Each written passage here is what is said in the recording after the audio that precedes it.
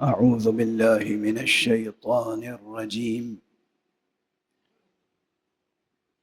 بسم الله الرحمن الرحيم.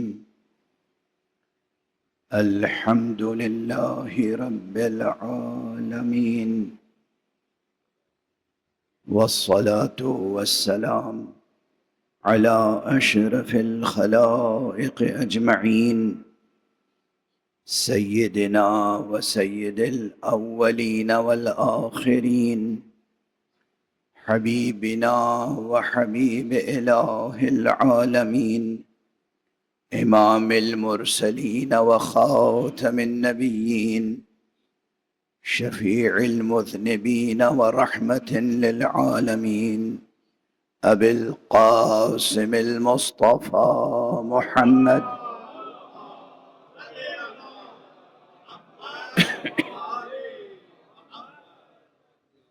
وعلى أهل بيته الطيبين الطاهرين الهداة المهديين المعصومين المظلومين، واللعنة الدائمة على أعداء الحق والدين. أما بعد، فقد قال الله تعالى عز اسمه في محكم كتابه ومتقن خطابه: بسم الله الرحمن الرحيم. لو أنزلنا هذا القرآن على جبل لرأيته خاشعا متصدعا من خشية الله، وتلك الأمثال نضربها للناس لعلهم يتفكرون. صدق الله العلي العظيم.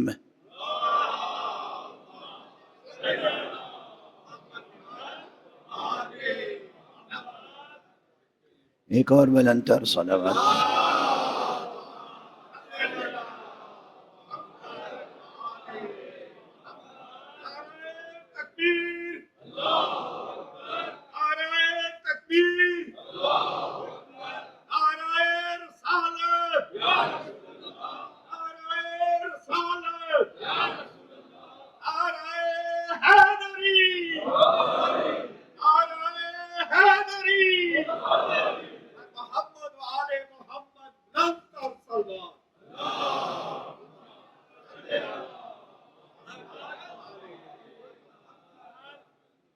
پہلی محرم سے مسلسل حسین اور مقاصد قرآن اس عنوان پر گفتگو کا سلسلہ جاری ہے، اور جو بات میں نے غالباً کل یا پرسوں کہی تھی وہ بات دہراتے ہوئے آگے بڑھوں. مقاصد قرآن کی بھی کئی سطحیں ہیں، اور کچھ کلی مقاصد ہیں، کچھ جزئی مقاصد ہیں، کچھ ازلی ابدی مقاصد ہیں، کچھ زمانی مکانی مقاصد ہیں. یہ ہے، میں نے عرض کیا کہ پورے قرآن مجید کے کچھ مقاصد ہیں، کچھ ہر سورے کے اپنی جگہ مقاصد ہیں، کچھ ہر آیت کے اپنی جگہ مقاصد ہیں، کچھ مقاصد وہ ہیں جو عامت الناس کے لیے ہیں، کچھ مقاصد اسی قرآن میں ایسے ہیں جو صرف معصومین کے لیے ہیں.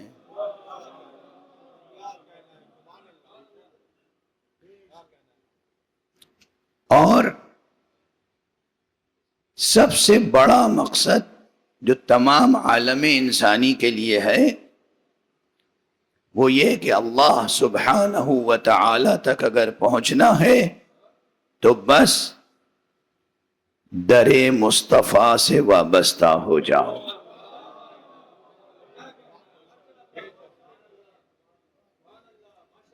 آپ نے سبحان اللہ کہہ دیا، ماشاء اللہ کہہ دیا، بہت سے لوگ سمجھ ہی نہیں سکے. در مصطفیٰ، در مصطفیٰ، در مصطفیٰ یعنی وہ ذات گرامی جس کے لیے پیغمبر نے فرمایا انا مدینۃ العلم علی بابها. صلوات پڑھنے محمد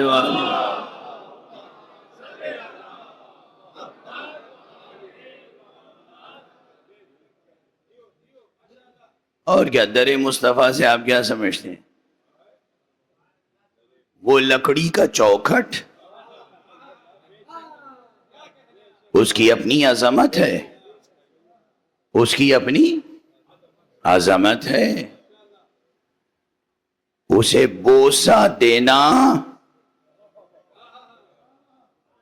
بدعت نہیں ہے، عشق کی عبادت ہے.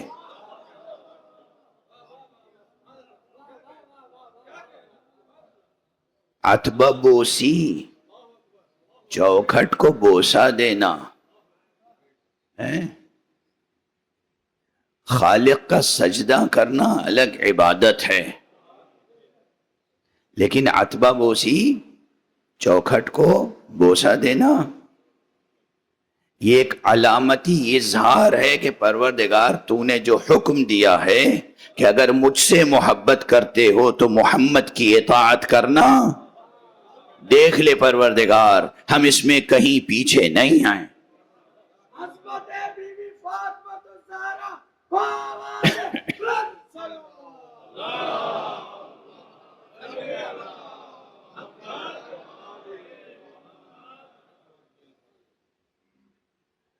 کیسے ہوں گے وہ لوگ، کیسی ہوگی ان کی بنائی ہوئی شریعت جو انسانی جذبات کے مظاہر کو نہیں سمجھتے، جو انسانی جذبات کو نہیں سمجھتے. بہرحال گفتگو مقاصد قرآن کی کل اس منزل تک پہنچی تھی کہ سورہ مبارکہ حمد کے بعد سورہ بقرہ ہے، اور سورہ بقرہ کا یوں سورہ بقرہ میں بعض فقہا نے فرمایا ہے کہ اس ایک سورے میں 500 احکام ہیں. مجھے یاد نہیں، کل غالباً مجھ سے سہو ہوا، میں نے 200 احکام کہے. ہاں وہ سہو تھا. بعض علماء نے کہا ہے کہ 500 کے قریب احکام صرف اس ایک سورے میں ہیں. اب یہ الگ بحث ہے، کبھی صرف آیات الاحکام پہ گفتگو ہوگی تو پھر یہ موضوع چھڑے گا کہ قرآن مجید میں احکام سے متعلق آیتیں کتنی ہیں. اس میں بھی اختلاف ہے. کچھ لوگ کہتے ہیں کہ پورے قرآن مجید میں بہت سے موضوعات ہیں، احکام سے متعلق صرف 500 آیتیں ہیں. پورے قرآن میں احکام سے متعلق 500 آیتیں ہیں. کچھ کہتے ہیں کہ نہیں بس 200 آیتیں ہیں احکام سے متعلق، کچھ کہتے ہیں 150 آیتیں ہیں احکام سے متعلق. اب دیکھیے یہ سب اختلاف عوام الناس میں نہیں ہے، جو علماء میں، فقہا میں فہم کی سطحیں ہیں.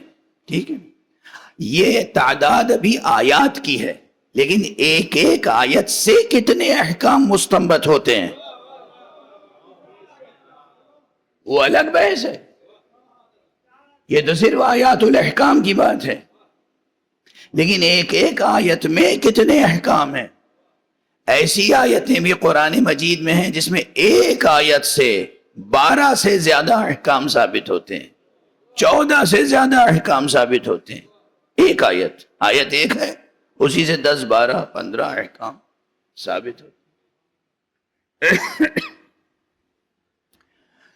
اس لحاظ سے کہ ایک آیت سے ایک سے زائد احکام مستنبط ہوتے ہیں، استنباط ہوتا ہے. تو بعض علماء اب سورہ بقرہ کے تعلق سے کہتے ہیں کہ سورہ بقرہ میں 500 سے زائد احکام ذکر ہوئے، عبادات سے لے کر معاملات تک. اور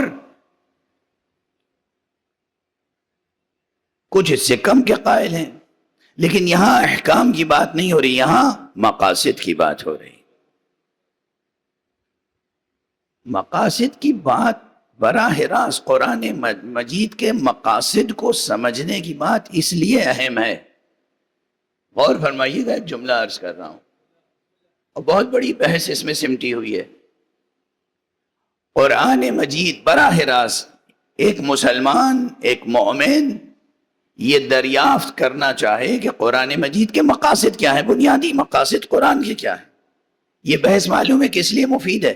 میں نے پہلے بھی عرض کیا تھا کہ یہ بحث علمی بھی ہے، عوامی بھی.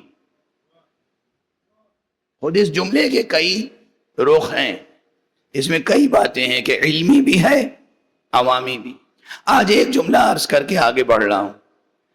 اگر انسان مومن براہ راست قرآن مجید کے مقاصد کو سمجھنا اور اس پر عمل کرنا اور اسے اختیار کرنا اپنی زندگی کا ہدف بنا لے تو دین کو پیشہ اور تجارت بنانے والے مولویوں کے مقاصد ختم ہو جائیں گے.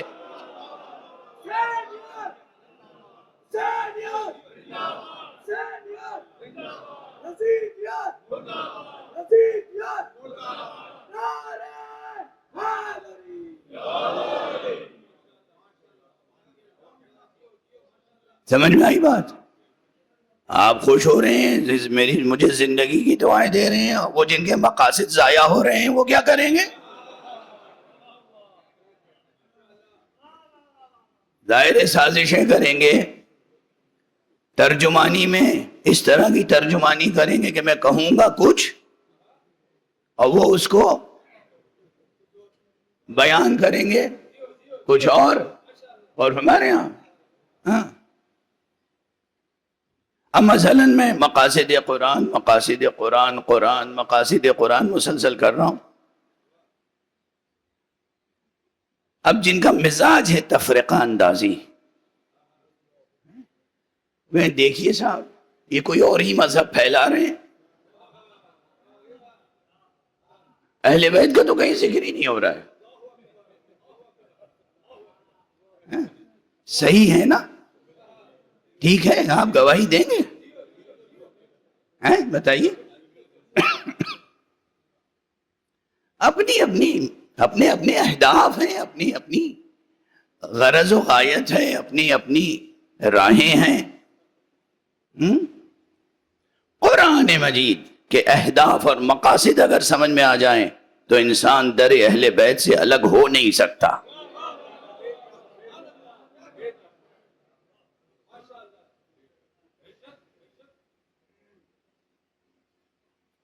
ایک جملہ عرض کروں، یوں کل دین، مکمل شریعت، اصول سے لے کے فروع تک، کلیات سے لے کے جزئیات تک سمجھنے کے لیے عام انسان کے لیے قرآن مجید پیغمبر کو چھوڑ کر ہرگز کافی نہیں ہے. لیکن اس حقیقت کو ثابت کرنے کے لیے کہ اس دین اسلام کو سمجھنے کے لیے اور خود قرآن کو سمجھنے کے لیے ہمیں محمد اور آل محمد سے ہمیشہ وابستہ رہنا پڑے گا، اس حقیقت کو ثابت کرنے کے لیے قرآن کافی ہے.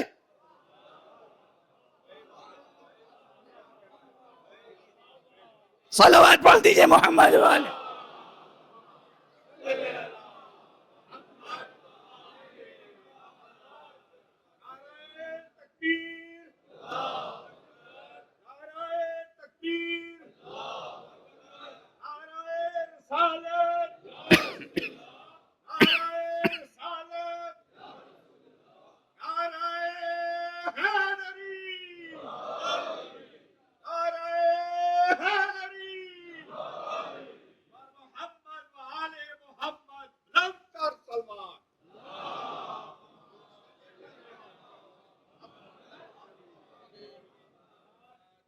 یاد رکھیے گا، یہ ثابت کرنے کے لیے قرآن کافی ہے. کیا ثابت کرنے کے لیے؟ کہ مسلمان کو محمد اور آل محمد سے ہونے والے ائمہ دین سے وابستہ رہنا ہے۔ کل جہاں گفتگو ختم ہوئی تھی میں نے عرض کیا تھا سورہ بقرہ کے خاص مقاصد میں کیا ہے؟ وہ صراط مستقیم جس کا ذکر سورہ حمد میں ہوا، اس صراط کا ایک نقشہ ہے اجمالی، اور اس صراط پر چلانے والوں کا تعارف ہے اجمالی۔ صراط پر آپ خود چل کے گزر کے منزل تک پہنچ جائیں، یہ ممکن نہیں ہے۔ خواب استو، خیال استو، محال استو، جنو، یہ راستہ اتنا باریک ہے،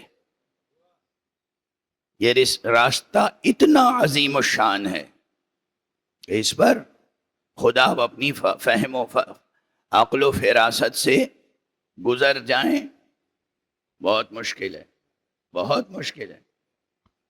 اگر ایسا ممکن ہوتا تو حضرت حق سبحانہ و تعالی اصلاً انبیاء کو نازل نہ فرماتا، ضرورت کیا تھی؟ اگر انسان خود اس راستے کو طے کر سکتا ہے آسمانی ہدایت کی روشنی میں طے کر سکتا ہے یہ راستہ، مگر اللہ کی طرف سے بھیجے ہوئے رہبروں کی رہبری میں۔ اور اسی تعلق سے کل سورہ بقرہ ہی کی ایک آیت تک گفتگو پہنچی تھی، اور وہ تھی جس کے بارے میں نے عرض کیا کہ یہ بحث رہبری، بحث امامت کی تمام آیتیں جو قرآن مجید میں بکھری ہوئی ہیں، ان تمام آیتوں کے مقابلے میں ام الباب ہے، یہ کلیدی آیت ہے، اور اسے اگر غور سے سمجھ لیں تو مسئلے حل ہو جائیں گے۔ ہاں، اگر مصلحت اندیشی اتنی چھا گئی ہے کہ ان آنکھوں کو دن اور رات کا فرق نہیں رہ گیا تو بات دوسری ہے۔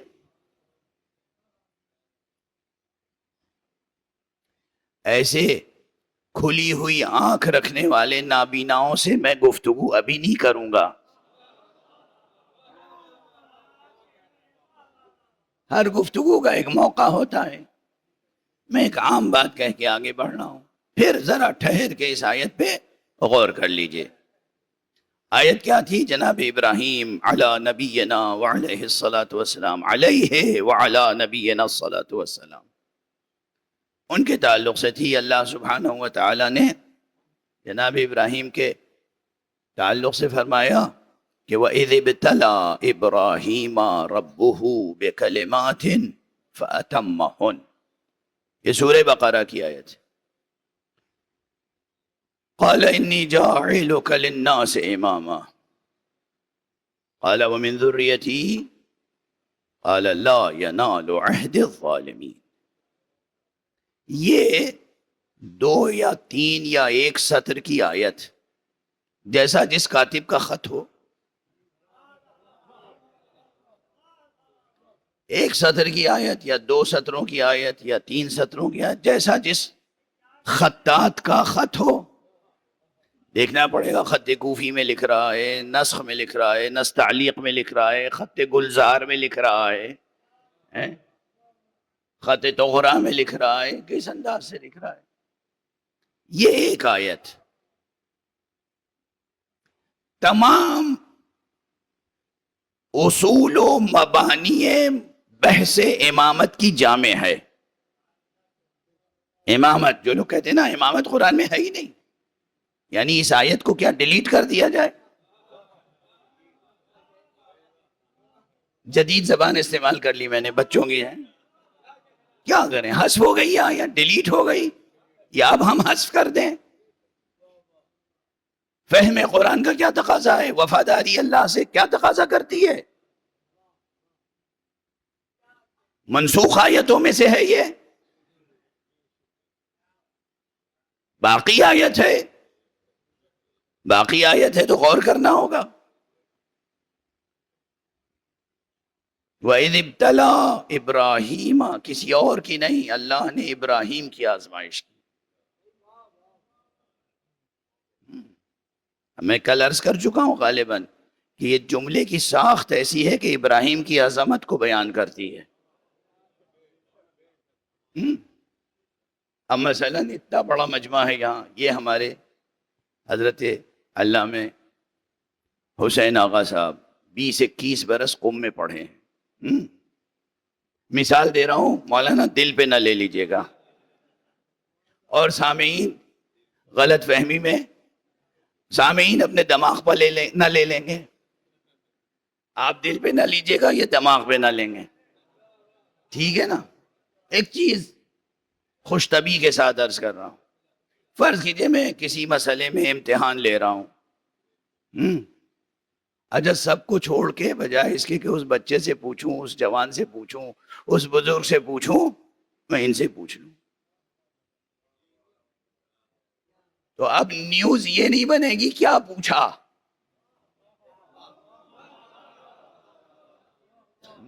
نیوز یہ بنے گا ارے آج ان سے پوچھ لیا. ٹھیک ہے نا؟ آج تو جناب ان سے پوچھ لیا. شخص ہے، میں واضح ہے. تو جب شخص کو اہمیت دینی ہوتی ہے تو پھر جملے کی ساخت بدلتی ہے. تو فعل کے بعد فاعل آنا چاہیے، بعد میں مفعول. فعل کے بعد مفعول آ گیا، اس کے بعد فاعل، اور فاعل بھی کون ہے؟ رب. اس کے باوجود وہ بعد میں آئے اور مفعول پہلے آ جائے. کیا قیامت ہے؟ اور فرما رہے ہیں آپ، کیا قیامت ہے؟ اب تو خط لکھتے نہیں لوگ، تو ادب کتابت ماضی کی چیز سمجھا جانے لگا. اور روز بروز تہذیب اور تہذیب سخن اور تہذیب کلام ایسی مٹتی جا رہی ہے. اب وہ واٹس ایپ پہ جو پیغامات آتے جاتے ہیں، اور کس کس طرح کے ایبریویشنز ہیں، اور کس کس طرح کے نئے فریز آ رہے ہیں، وہ آپ لوگ مجھ سے بہتر جانتے ہیں. اس لیے کہ میں شاید سال میں 2-3 بار واٹس ایپ پہ کوئی پیغام کسی کا جواب دیتا ہوں، اور نہیں جواب دیتا ہوں. کسی جوان سے، کسی بچے سے، کسی دوست سے، بیٹے سے، بھتیجے سے، دفتر کے کسی آدمی سے جواب دلوا دیتا ہوں. واٹس ایپ سے میں نے رشتہ نہیں رکھا ہے. اچھا، پہلے ادب کتابت تھا، خط کیسے لکھا جائے، اور کون خط لکھے تو کس طرح سے لکھے، اور کس کو خط لکھے تو کس طرح سے لکھے. حفظ مراتب روزمرہ کی عملی زندگی سے لے کر اور گفتگو تک اور کتابت تک، حفظ مراتب روح تہذیب ہے. حفظ مراتب روح تہذیب ہے، جان تہذیب ہے. تو اب مثلا کوئی بادشاہ، شہنشاہ کسی کو خط لکھ رہا ہے تو پہلے اپنا نام لکھے گا، بعد میں اس کا جس کو لکھ رہا ہے. مثلا آقا امام حسین کا ایک خط میں نے پہلی مجلس میں غالباً یہاں ذکر کیا تھا. کربلا پہنچتے ہی آپ نے ایک خط لکھا اپنے بھائی محمد حنفیہ کو. اب حفظ مراتب کا تقاضا کیا ہے؟ دیکھیے ایک سطر کے خط میں بھی کیا کیا سیکھ سکتے ہیں. ایک سطر کا خط ہے. آقا امام حسین امام ہیں، بڑے بھائی ہیں، فرزند علی فرزند زہرا ہیں. محمد حنفیہ وہ چھوٹے بھائی ہیں، امام نہیں ہیں، بی بی زہرا کی اولاد نہیں ہے. اب کتنے تفاوت ہیں. اب امام تمام تر شفقت کے باوجود جو خط لکھتے ہیں اس میں پہلے اپنا ذکر کرتے ہیں، من حسین ابن علی الى محمد ابن علی ومن قبلہ من بنی ہاشم. حسین ابن علی کی جانب سے خط ہے محمد ابن علی کی طرف، ان کو بھی عزت دی. محمد ابن الحنفیہ نہیں لکھا.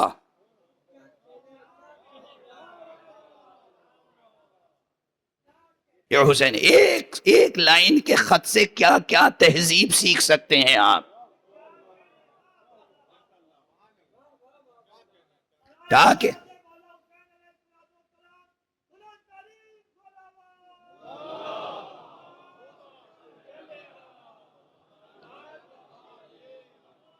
سب مل کے ایک بلند تر صلوات پڑھیں.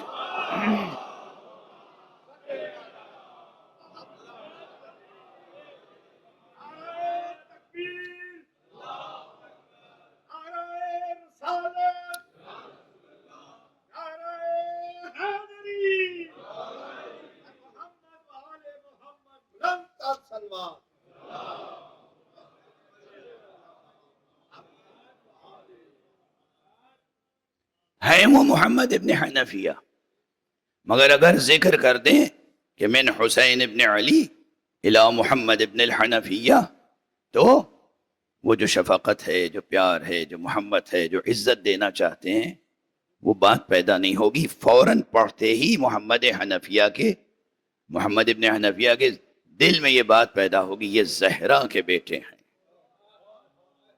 اور میں ہائے افسوس، ایک احساس فروتنی کا، فروتر ہونے کا، ایک احساس کمتری پیدا ہو سکتا ہے. یہ امکانات انسانی سطح. فرمایا من حسین ابن علی الی محمد ابن علی. حفظ مراتب بھی ہے، شفقت بھی ہے، تکریم بھی ہے، تعظیم بھی ہے، سب کچھ ہے. ٹھیک ہے نا؟ یہ بات اس لیے ذکر کر رہا تھا کہ جو جس شخصیت، جو ذات جس عظمت اور اہمیت کی حامل ہوتی ہے، اس کا ذکر ویسے ہی ہوتا ہے. اب وَإِذِ ابتلا اس کا فاعل کون ہے؟ اللہ. مفعول کون ہے؟ ابراہیم. اللہ کا نام پہلے آنا چاہیے، ابراہیم کا بعد میں. مگر اللہ کہہ رہا ہے وَإِذِ ابْتَلَىٰ إِبْرَاهِيمَ رَبُّهُ. پروردگار نے اپنا نام درمیان میں رکھا، اپنے سے پہلے ابراہیم کا نام رکھا، اپنے سے بعد ابراہیم ہی کا نام رکھا. ضمیر ابراہیم کی طرف پلٹ رہی ہے نا. ٹھیک ہے، یہ کیا آیت کی بلاغت ہے. تو حضرت ابراہیم کی عظمت ابھر کے سامنے آتی ہے. اس کے بعد کیا ہوتا ہے؟ وَإِذِ ابْتَلَىٰ إِبْرَاهِيمَ رَبُّهُ. ابراہیم کا امتحان لیا، کسی اور کا نہیں. اور کس نے امتحان لیا؟ اس کے رب نے. اس کے رب نے امتحان لیا. فَأَتَمَّهُنَّ. اور جب ابراہیم بِكَلِمَاتٍ، بعض امور میں، اب وقت نہیں ہے کہ میں کلمات کی تشریح کروں اس وقت، بعض امور. فَأَتَمَّهُنَّ، ابراہیم نے پورا نمبر حاصل کیا، 100 میں 100. تو پھر کیا ہوا؟ قال انی جاعلک للناس اماما. ابراہیم، اب تم کو میں تمام انسانوں کے لیے امام بنا رہا ہوں. اچھا، اس آیت سے جتنے احکام حاصل ہو سکتے ہیں اور جتنے مفاہیم اخذ کیے جا سکتے ہیں، وہ آپ کے سامنے ہیں. اگر عقل صحیح و سالم ہے تو یہ بات سمجھ میں آئے گی کہ اللہ نے امتحان لیا، ایک نہیں کئی امتحانات لیے. بِكَلِمَاتٍ. مثلا ارے ایک بار جناب ابراہیم کو آگ میں ڈالا گیا، معمولی امتحان تھا. ابراہیم کو ایک عرصے تک اولاد نصیب نہیں ہوئی، معمولی امتحان تھا. ایک عرصے کے بعد اولاد نصیب ہوئی تو کہا اولاد کو جا کے چھوڑ دو وہاں کے جہاں نہ پانی کا انتظام ہے نہ کھانے کا، بیابان میں چھوڑ کے چلے آؤ. یہ چھوٹا امتحان ہے. اب جب اس امتحان سے باپ بیٹے گزر گئے تو پھر ایک اور امتحان کا، آپ جا کے بیٹے کو ذبح کر دو. کتنے امتحانات ہو رہے ہیں، واضح ہے کتنے امتحانات. تمام امتحانات کے بعد فرما رہا ہے کہ انی جاعلک للناس اماما، میں تمہیں تمام انسانوں کے لیے امام بنا رہا ہوں. اچھا، ایک جملہ اور عرض کروں. امام بنایا، یہ اعلان الہی ہے، قرآن میں ثابت ہے. امام بنایا کے معنی کیا ہیں؟ کسی ملک کا حاکم بنایا؟ کسی اسٹیٹ کا گورنر بنایا؟ بادشاہ وقت بنا دیا؟ جو لوگ امامت الہیہ کو سیاسی قیادت کے برابر سمجھتے ہیں اپنے ذہنوں کی اصلاح کر لیں۔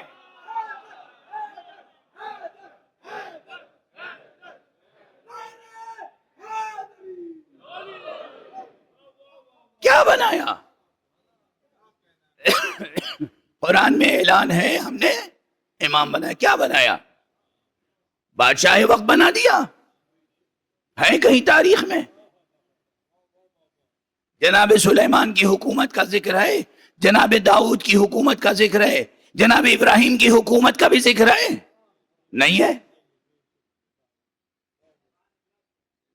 تو دنیاوی حاکم اور بادشاہ سیاسی قائد تو نہیں بنایا نا؟ ٹھیک ہے نا؟ اچھا اگر میری اس تفسیر میں تعبیر میں کوئی غلطی ہے تو پھر آیت کو آخر تک پڑھ لیجئے۔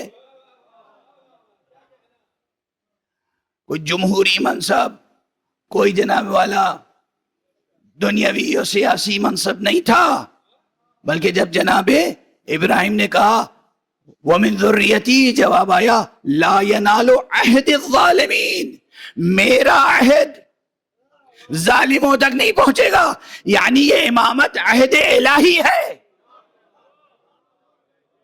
یہ قرآن ہی کہہ رہا ہے، مفسر نہیں کہہ رہا ہے۔ اتنی وضاحت کے بعد بھی یہ کہتے رہنا کہ امامت کوئی الہی منصب نہیں ہوتا، قرآن کو جھٹلانا ہے۔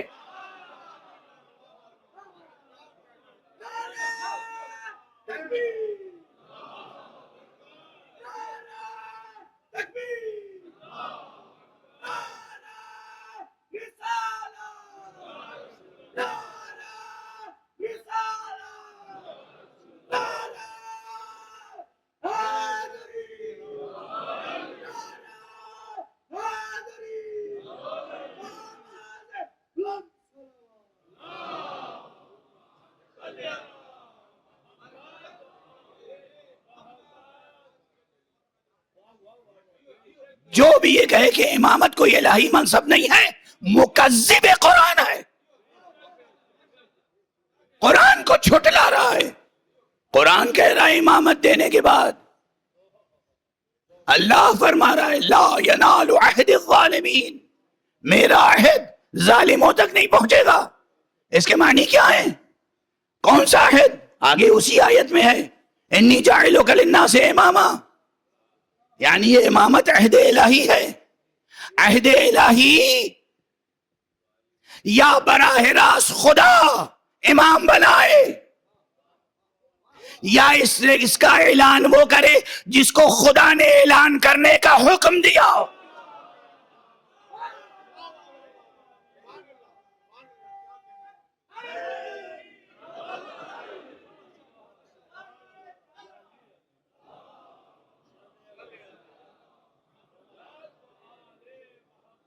یا خدا خود فرمائے ابراہیم سے انی جاعلک للناس اماما، میں تمہیں تمام انسانوں کے لیے امام بنا رہا ہوں، یا خدا خاتم النبیین سے کہے یا ایھا الرسول بلغ، اے رسول اعلان کر دے کہ تیرے بعد علی سب کا مولا ہے۔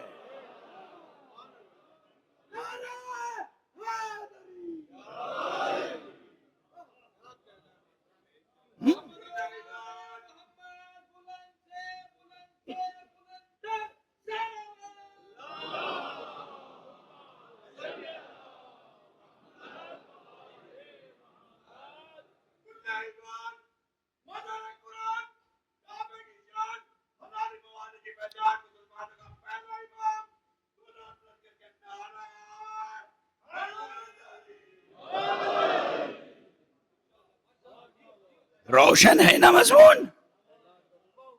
مقصد واضح ہے نا؟ اچھا اب یہاں اور مسئلہ ہے، ہاں ظرافت کاری بہت ہے اس ایک آیت میں۔ کلام کس کا ہے؟ کتنا تہدار ہے۔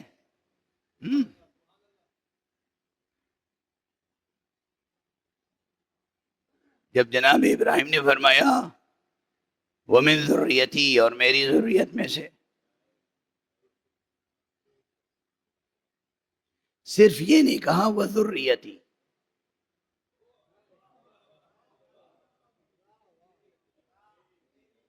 اب یہ مدرسہ ہوتا تو لطف زیادہ آتا.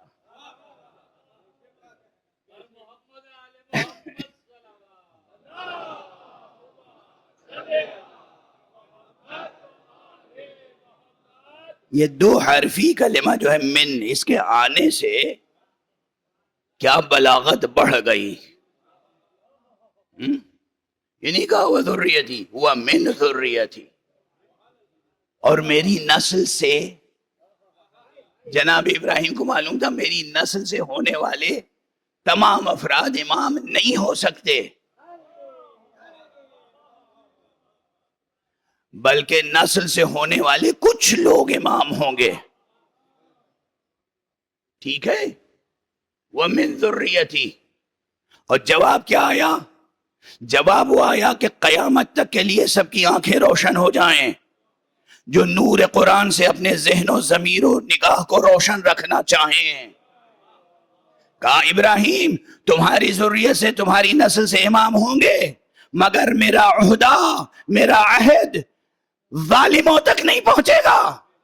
لا ینال عہد الظالمین. سیاست وقت کسی کو خلیفہ بنا دے دوسری بات ہے، مگر اللہ کا عہد حسین تک پہنچے گا، ظالم تک نہیں پہنچ سکتا. اللہ کا عہد یزید تک نہیں، حسین تک پہنچے گا. اب سمجھ میں آئی بات؟ سمجھ میں آئی بات؟ شرعی قوانین کے تحت یزید شرعی خلیفہ تھا.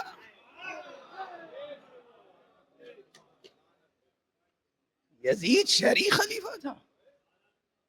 اور ایسے ذلیل، ایسے رذیل، ایسے نانجیب فکر رکھنے والے جو کہتے ہیں یزید شرعی خلیفہ تھا، وہ یہ کہتے ہیں کہ علی کی خلافت شرعی نہ تھی. جس ذات گرامی کی عصمت نے شریعت کو محفوظ رکھا، شریعت کو معصوم رکھا، شریعت کو باقی رکھا، اس کی خلافت کے لیے فرماتے ہیں علی کی خلافت شرعی نہیں تھی. علی کی خلافت شرعی نہیں تھی اور یزید کی خلافت شرعی تھی. اب طے کر لیجئے حسب بھی نسب بھی. صلوات پڑھ لیجئے محمد والے.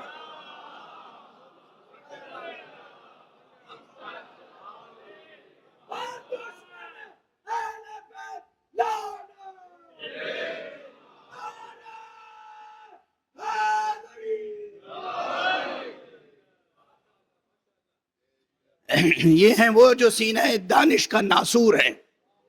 بار بار کہہ رہا ہوں، کافی لوگ ماشاءاللہ بیچارے جوان، جاہل جوان، ان کو گمراہ کرنا کتنا آسان ہوتا ہے.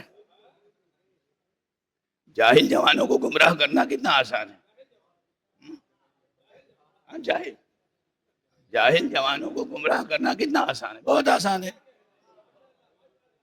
ان کے سامنے بیٹھ کے اچھی اچھی نرم آواز میں نہایت بردباری سے شیطان کی طویل عمر کی بزرگواری کا اظہار.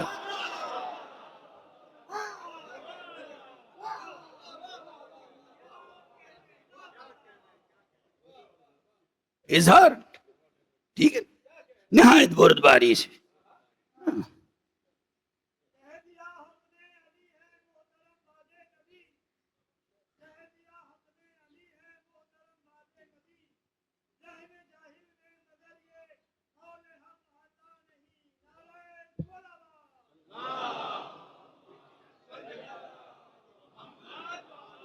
ہاں جوانوں، بچوں، دل چھوٹا نہ کرنا، بہت ساری سینے پہ دل پہ نہ لینا.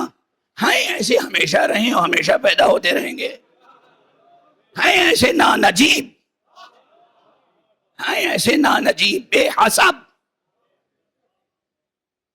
حسب اور بد بد نسب وہ بھی ہو سکتا ہے جس کا نسب صحیح محفوظ ہو پھر بھی کسی اور سے خود کو منسوب کرے. صلوات پڑھ دیجئے محمد والے.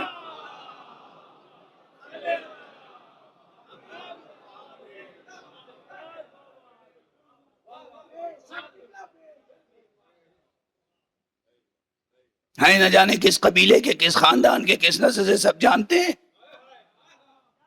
اور کسی عربی قبیلے سے منسوب کر رہے ہیں اپنے کو خواہ کس لیے بھائی؟ آپ پاکستانی ہیں، پاکستانی نام رہنے دیجئے. آپ کیوں حجازی نام اختیار کر رہے ہیں جبکہ بوئے خاک حجاز آپ کے پیکر سے آتی نہیں؟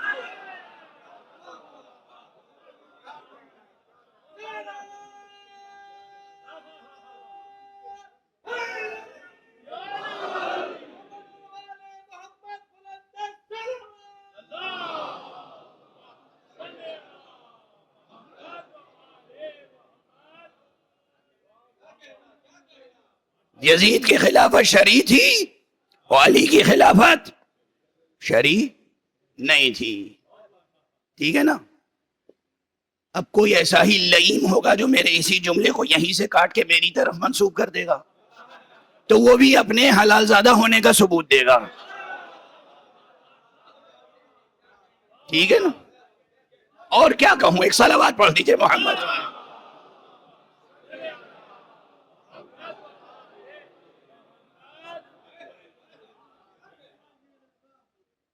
بہرحال اب بات آگے بڑھا دوں تھوڑی سی. دیکھیے آج مجھے یہاں بھی دیر میں ممبر ملا ہے تو میں آپ کے اس جرم کا انتقام لینے کا حق رکھتا ہوں. ہاں ایک صلوات پڑھ دیجئے محمد.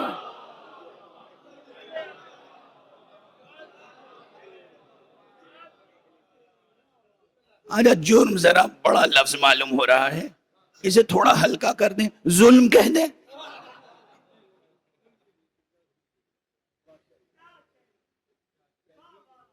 آج ظلم رہنے دیجئے لفظ تھوڑی دیر کے لیے تاکہ ظلم کی وضاحت ہو جائے. کیونکہ اب کیا کہا فرمایا پروردگار نے؟ جناب ابراہیم کو اللہ سبحانہ و تعالی نے فرمایا انی جاعلک للناس اماما، میں اے ابراہیم آپ کو انسانوں کے لیے امام بنا رہا ہوں. جناب ابراہیم نے فرمایا قال ومن ذریتی، اور میری نسل سے، یعنی پروردگار میری نسل سے بھی تو ہی بنا دے، میری نسل کے کسی امام کو الیکشن سے امام بننے کی ضرورت نہ پڑے.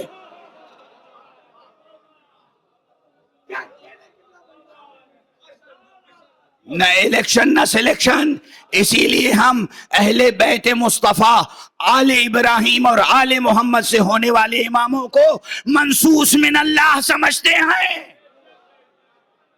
پوچھو کہاں سے منصوص ہیں؟ اسی آیت میں نص قائم ہو گئی. یہ آیت اجمالی بیان ہے. آپ کہیں گے اجمالی بیان کیا ہوتا ہے؟ کہاں اس میں لکھا ہے؟ اس دعا ابراہیم، اس طلب ابراہیم میں کہاں ہے 12 اماموں کی امامت؟ تو میں پھر وہی کہوں گا اقیم الصلاۃ یا اقم الصلاۃ میں کہاں لکھا ہے تکبیر سے شروع کرو سلام پہ ختم کرو؟ آپ ہمیں اس کا جواب دے دیجئے، ہم اس کا جواب دے دیں گے.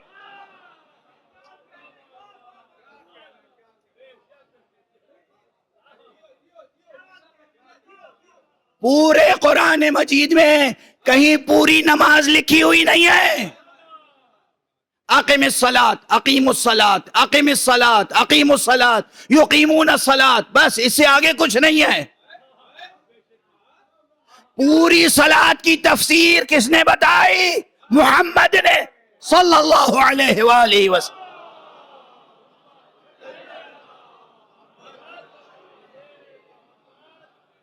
اب جناب ابراہیم اور اللہ کے درمیان گفتگو ہے.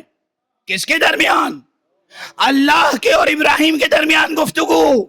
مختصر گفتگو ہے، بلیغ گفتگو ہے. جناب ابراہیم نے کہا وَمِن ذُرِّيَّتِي، اور میری نسل سے ہونے والے امام کیا ہوں گے؟ کون ہوں گے؟ اللہ نے کہا لا ینال عہد الظالمین، میرا عہدہ ظالموں تک نہیں پہنچے گا۔ اس من کی تفصیل، اس گفتگو کی تفصیل اگر محمد بتا دیں کہ اس امام سے مراد وہ ہیں جو معصوم ہوں گے، جن کا پہلا علی ہوگا، آخری مہدی ہوگا۔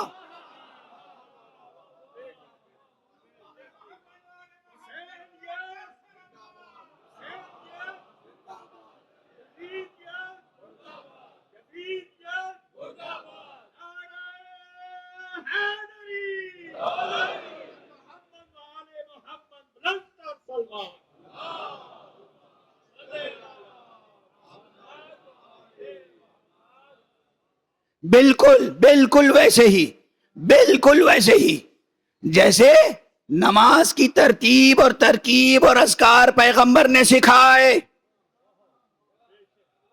اور ایک بار نہیں سکھایا، پوری زندگی با جماعت بھی تنہا بھی نماز پڑھ پڑھ کے سکھایا۔ تکبیر سے شروع ہوگی، سلام پہ ختم ہوگی، قیام ہوگا، رکوع ہوگا، سجدہ ہوگا، تشہد ہوگا، سلام ہوگا۔ بالکل اسی طرح پوری زندگی اماموں کا ذکر رکھا، دعوت ذوالعشیرہ میں اللہ کی وحدانیت، اپنی نبوت، روز آخرت کا ذکر کیا تو وہیں علی کی امامت کا اعلان کیا، اور ہمیشہ اٹھتے بیٹھتے تذکرہ کرتے رہے، یہ علی ہیں انہیں پہچان لو، یہ حسن ہیں انہیں پہچان لو، یہ حسین ہیں انہیں پہچان لو۔ دیکھو یہ علی وہ ہیں جو سلسلہ امامت میں پہلا در رتبہ علی کا ہے، آخری رتبہ ان کی نسل سے ہونے والے مہدی کا ہے۔ دیکھو یہ حسین ہیں، ان کو پہچان لو، ان کی نسل سے 9 امام ہوں گے اور آخری ان میں کا مہدی ہوگا۔ زندگی میں اتنی بار سمجھایا کہ مومن بھلا نہ سکے اور منافق انکار کرے تو کرب انکار سے نکل نہ سکے۔ صلوات پڑھ دیں محمد و آل محمد۔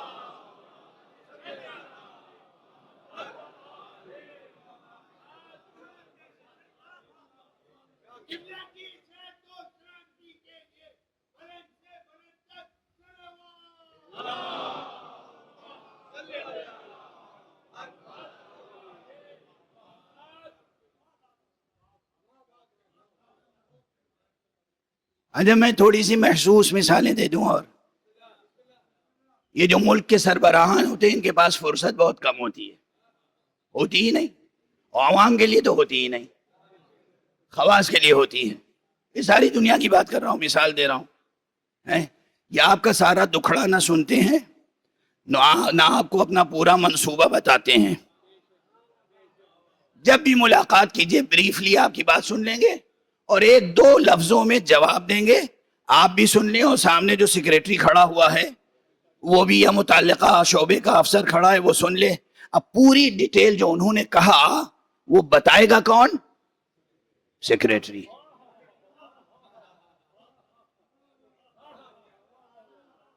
یہی ہوتا ہے۔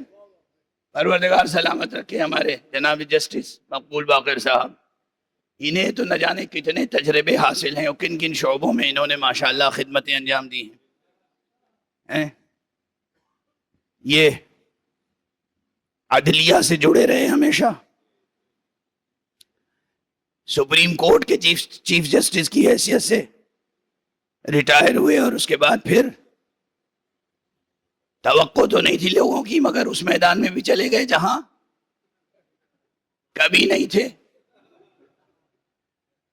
ایک متین، ایک دانشور، ایک بالکل صحیح سالم انسان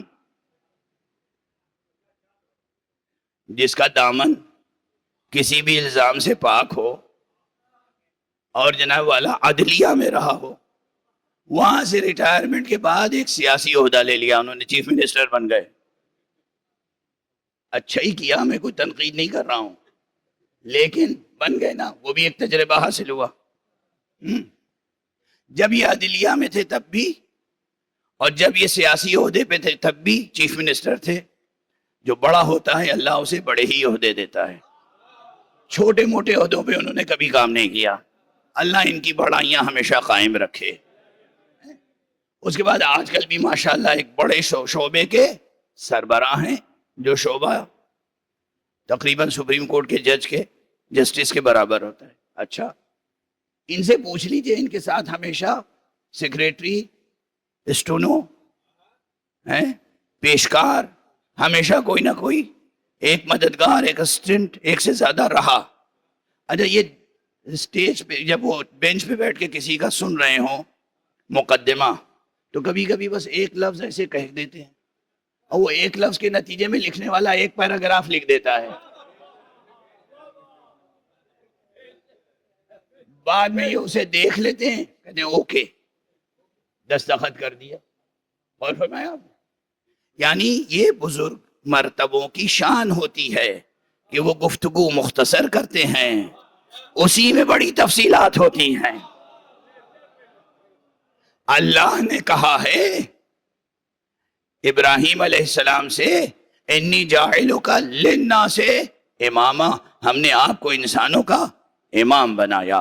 اس کے بعد جناب ابراہیم نے کہا ومن ذریتی، اور میری ذریت سے۔ خود یہ جملہ بھی پورا تھوڑی ہے،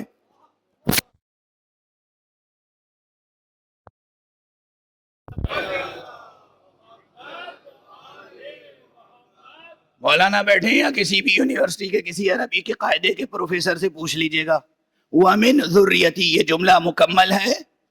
وہ کہے گا نہیں صاحب، یہاں لازمی طور پر یہ محذوف ہو، یہ مقدر ماننا پڑے گا۔ وَمِن ذُرِّيَّتِي پورا جملہ تو نہیں ہے۔ اچھا، تو اس میں خود محذوف ہے ہی متن قرآن میں، اور اللہ نے کیا جواب دیا؟ لا ینالو عہد الظالمین، میرا عہدہ ظالموں تک نہیں پہنچے گا۔ اب یہ من ذریتی کی تشریح کون کرے گا؟ میری نسل سے۔ تو نسل سے ہونے والے امام کون ہوگا؟ جناب ابراہیم نے جو پوچھا، اس کی تشریح کون کرے گا؟ اگر پیغمبر خاتم نہ کریں گے تو کون کرے گا؟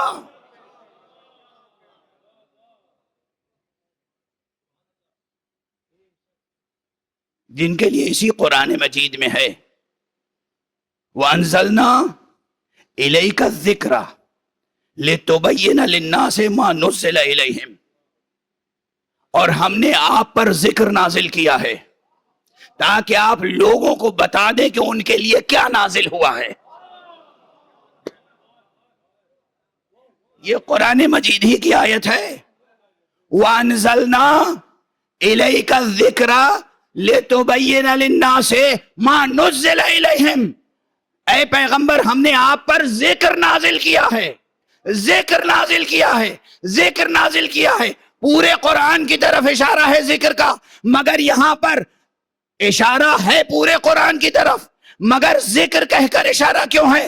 تاکہ جزئی، فرعی، فقہی احکام اس میں شامل ہو یا نہ ہو، مگر تاریخ کا وہ روشن باب جو ذکر کہلا سکے وہ ضرور شامل رہے۔ ابھی میں وضاحت پوری کر نہیں سکا، مگر اس سے زیادہ طاقت ساتھ نہیں دے رہی ہے کہ یہاں ذکر کا لفظ کیوں آیا، کہ ہم نے ذکر نازل کیا ہے آپ پر، کس لیے؟ تاکہ لِتُبَيِّنَ لِلنَّاسِ، لوگوں کے لیے آپ واضح کر دیں کہ ان کے لیے کیا نازل ہوا ہے۔ تو اگر اللہ نے کہا، پیغمبر نے، جناب ابراہیم نے کہا وَمِن ذُرِّيَّتِي، تشریح کون کرے گا؟ پیغمبر۔ اللہ نے کہا لا ینال عہد الظالمین، میرا عہدہ ظالمین تک نہیں پہنچے گا۔ ظالم کسے کہتے ہیں؟ ممکن ہے کبھی کوئی شخص واقعاً کسی کو تلوار لے کر اپنے ہاتھوں سے قتل نہ کرے، واقعاً کسی کا مال چوری نہ کرے، غصب نہ کرے، یہ جو بڑے بڑے گناہ کہلاتے ہیں جن کے حدود قائم ہیں، ان میں سے کوئی نہ کرے، پھر بھی وہ ظالم ہو، ظالم کہلائے۔ قرآن مجید ہی گواہ ہے، اور یہی سورہ بقرہ، اسی میں مثال دے دوں، ایک مثال ظلم کی اور ظالم ہونے کی۔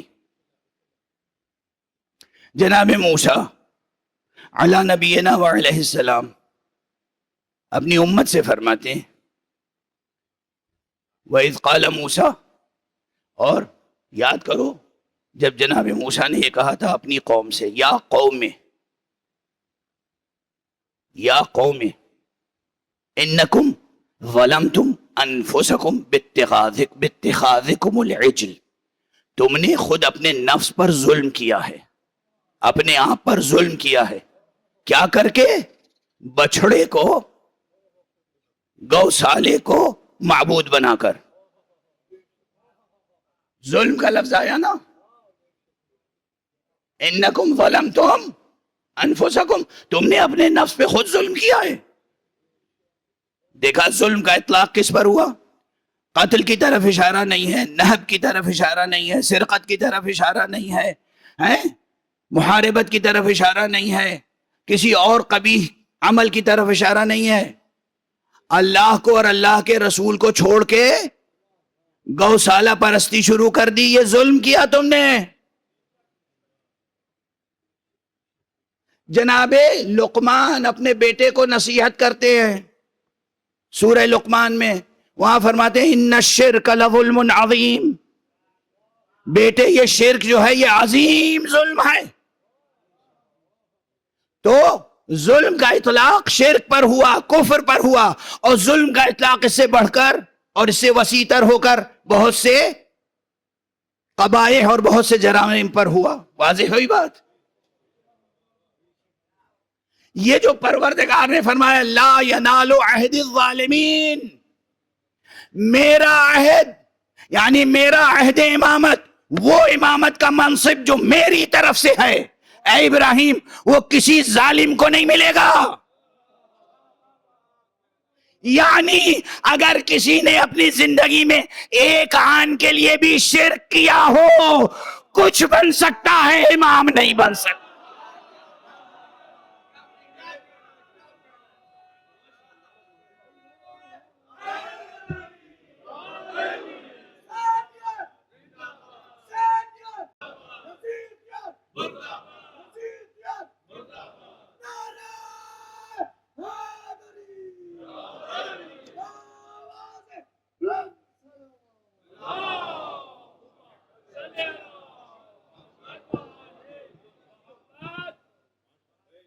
جس نے ایک زندگی بھر میں ایک آن کے لیے بھی شرک کیا ہو، کفر کیا ہو، کچھ نہیں کیا، کوئی بڑے گناہ نہیں کیے، شرک بھی کیا اگر ایک آن کے لیے، کفر کیا ایک آن کے لیے بھی، وہ کچھ بن سکتا ہے؟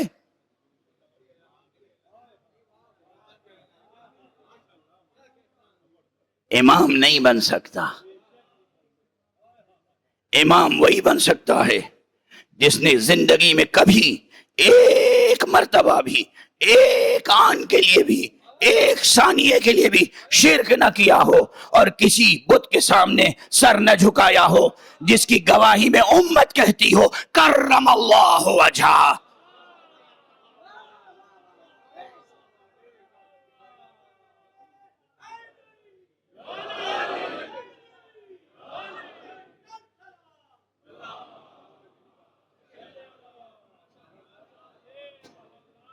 اللہ نے اس کے روح مبارک کو، اس کے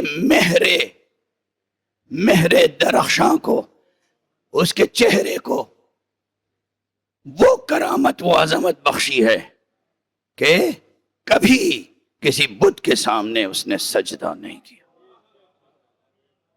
وہ ہے امام، اور بس وہی ہے امام۔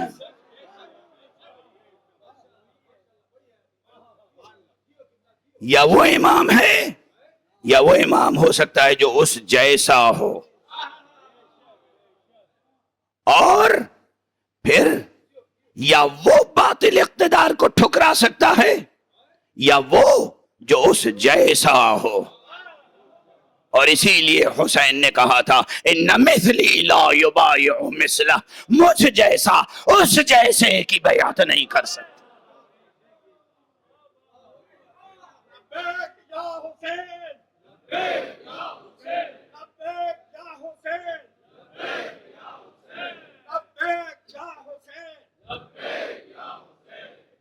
بس گفتگو تمام ہو گئی۔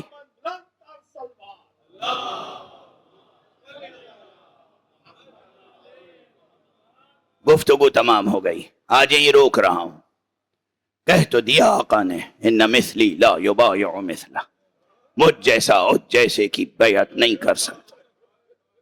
مگر حضرت ابراہیم کو امام بننے سے پہلے امتحان دینے پڑے تھے، حسین کو امامت پر فائز رہتے ہوئے قربانیاں دینی پڑی۔ کیا کیا قربانیاں دی ہیں حسین نے؟ کبھی اکبر کا لاشا اٹھایا، کبھی اون محمد کا لاشا اٹھایا، کبھی قاسم کا لاشا اٹھایا۔ مجلس تمام ہو گئی۔ قاسم امام حسن کے بیٹے تھے۔ امام حسن نے شہادت کے وقت اپنے تمام بچوں کو سرپرستی کے لیے حسین کے سپرد کیا تھا۔ آقا حسین نے ان بچوں کو جینے کے لیے پالا تھا۔ جن کو آقا نے جینے کے لیے پالا تھا انہیں مرنے کے لیے کیسے بھیجتے؟ اسی لیے جب جناب قاسم آئے ہیں اجازت لینے کے لیے تو آسانی سے اجازت نہیں دی، آسانی سے اجازت نہیں دی۔ کہتے ہیں سینے سے لگا کے اتنا گریہ کیا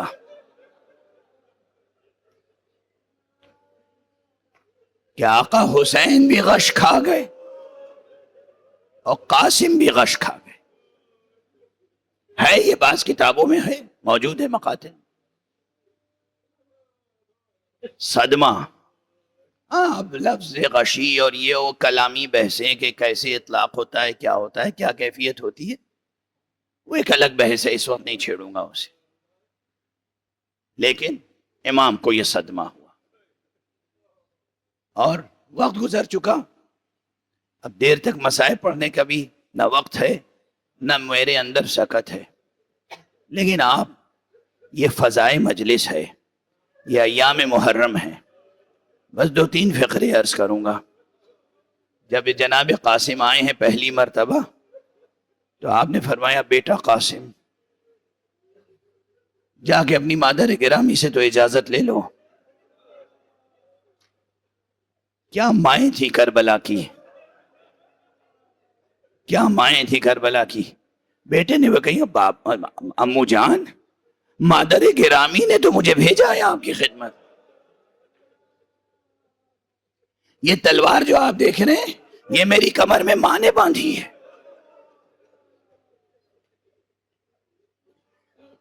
امام نے دیر تک قاسم کو اجازت نہیں دی۔ کہتے ہیں قاسم جا کے ایک گوشے میں غمزدہ بیٹھ گئے۔ پھر قاسم کو یاد آیا کہ بابا نے ایک تعویذ عنایت فرمایا تھا، کہا تھا جب زندگی میں کوئی بہت بڑی مصیبت آئے تو اسے کھول کے پڑھ لینا، جو لکھا ہو اس پہ عمل کرنا۔ جناب قاسم نے کہا اس سے بڑھ کے مصیبت کون سی ہوگی، اس سے بڑی مصیبت کیا ہوگی۔ بابا کی دی ہوئی اس تحریر کو کھول کے پڑھا، مراد حاصل ہو گئی۔ لے کے خوشی خوشی امو کے پاس پہنچے، آقا حسین کو دکھایا۔ آقا حسین نے بھائی کی تحریر کو پہچانا، آنکھوں سے لگایا، بوسہ دیا اور پھر آنکھ سے آنسو جاری ہو گئے۔ پھر بھتیجے کو سینے سے لگایا، دیر تک پیار کیا اور کہتے ہیں ایک بار پھر غشی طاری ہو گئی۔ اس کے بعد جب ہوش میں آئے کہا بیٹا جاؤ خدا حافظ۔ قاسم کا سن و سال میدان کارزار کے لائق نہ تھا، کوئی زرہ ایسی نہیں تھی جو قاسم کے جسم پر پوری اترتی ہو۔ ہر شہید جانے والا زرہ پہن کے جاتا تھا، قاسم کے جسم مبارک پر صرف ایک معمولی سا کرتا تھا اور ایک نعلین جو نعلین پہنے ہوئے تھے اس میں ایک تسمہ ٹوٹا ہوا تھا۔ کیا معصومیت تھی، کیا بچپن تھا، کیا نوخیزی تھی، اور حسن کا عالم یہ تھا۔ دشمن کی گواہی ہے، دشمن کی، یہ جملہ دوستوں کا نہیں، دشمن کا ہے کہ پھر ہم نے دیکھا کہ خیمے سے حسین کے ایک ایسا نوجوان نکلا، ایسا بچہ، معلوم ہوتا تھا کہ 14ویں شب کا چاند ہے، چاند کا ٹکڑا ہے، میں اس ممبر پہ نہ جانے کتنی بار یہ جملہ کہہ چکا ہوں، بس دل پہ ہاتھ رکھ کے یہ بتا دو، جسے دشمن کی نگاہ بھی اتنا حسین دیکھتی ہو کہ اسے چاند کا ٹکڑا کہتی ہو، ارے ماں کے لیے وہ بچہ کتنا حسین، گھر والوں کے لیے وہ بچہ کتنا عزیز ہوگا۔ وہ بچہ نکلا، اس نے جنگ کی، جہاد کیا، اور عظیم و شان جہاد کیا، بڑے بڑے سورماؤں کو قتل کیا، مگر ایک منزل وہ آئی جب پلٹ کے کہا یا عمّا علیک منی السلام، ارے میرے چچا آپ پر آخری سلام۔ لیکن بس اتنا ہی نہیں کہا، ساتھ میں ابھی نوخیز تھے نا، ایک جملہ اور نکل گیا بے اختیار، میرے چچا میری مدد کو آ جائیں۔ مگر حسین جب مدد کے لیے پہنچے، عجب منظر دیکھا کوئی شقی ہے جو قاسم کا سر جدا کرنا چاہتا ہے۔ امام سے یہ منظر دیکھا نہ گیا، اس شقی پہ حملہ آور ہوئے، وہ شقی تو جناب قاسم سے دور ہو گیا، مگر فوج میں جو ہلچل پیدا ہوئی، ادھر کے دستے ادھر، ادھر کے دستے ادھر، ارے قاسم وہیں پامال ہو گئے۔ واہ قاسمہ، واہ حسنہ، واہ محمدہ، واہ حسینہ۔